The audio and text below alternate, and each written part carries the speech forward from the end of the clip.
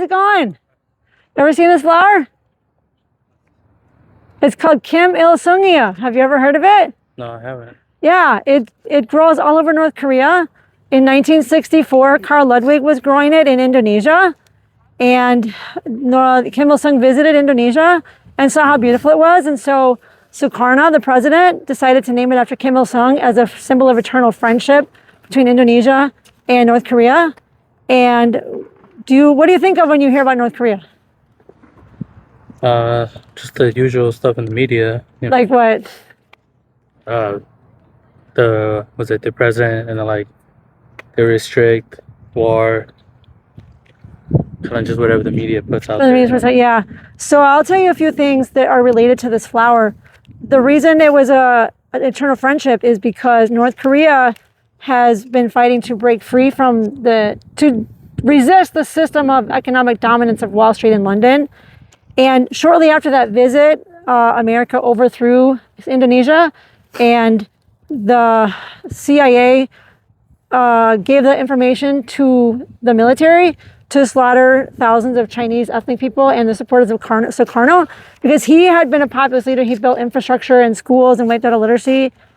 And so they wanted to be independent and sovereign. And so Obama's mother brought him to Indonesia, where he married his stepfather, and they were part of this slaughter.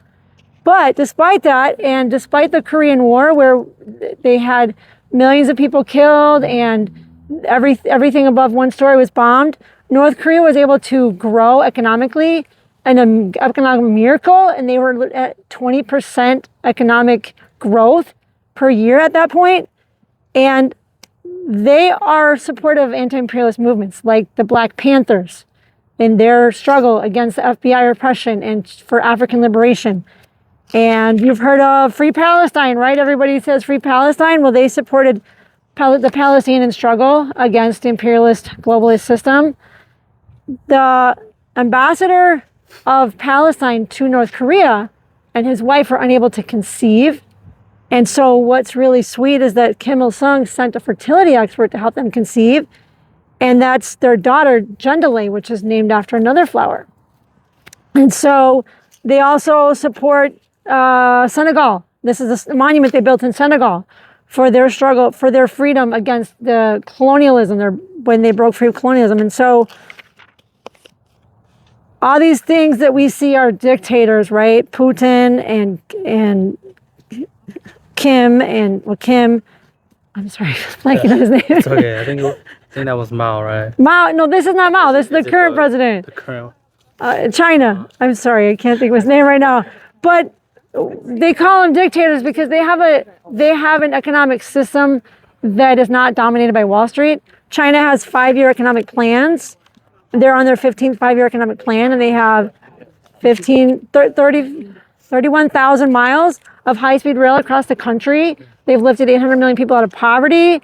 They build bridges and schools all around the world and trains to help other countries develop. And Russia, you think about our bridges. What's happening to our bridges? I'm not too sure. They're falling down, right? They're falling apart. Well, even the Kerch Bridge is indestructible. And so instead of the hopelessness and despair and degrowth and depopulation that's coming through the media, that they want us to just live in a pod and eat bugs, we have a vision for America that is more optimistic. We're the Center for Political Innovation. We have a 4-point plan because we believe we need a government of action that fights for working families, because humans are creative and innovative. We don't want to just be stuck and just be compost. And so our plan is, number one, a mass mobilization to rebuild the country. Bring the troops home, let them build bridges and schools and hospitals. Put everyone to work instead of unemployment. We'd have full employment. Number two, public ownership of natural resources. You've heard about the struggle with the Boundary Waters, right? They're talking about that now, where there's supposed to be nickel sulfate mining, and maybe not. But there's always a fight, right? Environmentalism. But if we had public control of our timber and our oil and our water and our natural gas, we could use that revenue to invest in schools and hospitals and jobs and roads and bridges, public control of banks instead of the Federal Reserve, which is a private bank that is ripping us off, public control of banks that would inject credit into small businesses. And instead of you going in debt for the rest of your life to get to school, it would help with paying for education.